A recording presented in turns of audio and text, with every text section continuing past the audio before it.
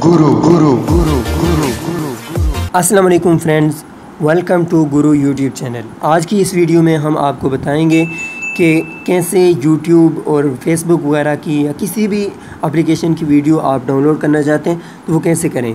तो उसके लिए आपको स्नैपट्यूब डाउनलोड करना होगा, जिसका लिंक मैं आपको डिस्क्रिप्शन में दे देता हूँ। स्नैपट्यूब आप डाउनलोड करने के बाद आप जहाँ से भी आपने डाउनलोड करना है उस पर आप जाएं। मिसाल के तौर पर मैं ये डाउनलोड कर लेता हूँ, चाची डाटा फाइंड। कोई भी आप सर्च करें कोई भी चीज़ और उसको यहाँ से फिर आप शेयर के ऊपर क्लिक करें। शेयर के ऊपर क्लिक करने के बाद यहाँ पर आप देख सकते हैं कि ये डाउनलोड विद स्नैपट्यूब, इसके ऊपर आप क्लिक करेंगे। तो क्लिक करने के बाद यहाँ पर आपको बताएगा कि आपने म्यूज़िक में करना है या सिर्फ म्यूज़िक डाउनलोड करना है या वीडियो डाउनलोड करनी है, वीडियो कौन सी क्वालिटी में करनी है, वो सारी डिटेल आपको बताएगा।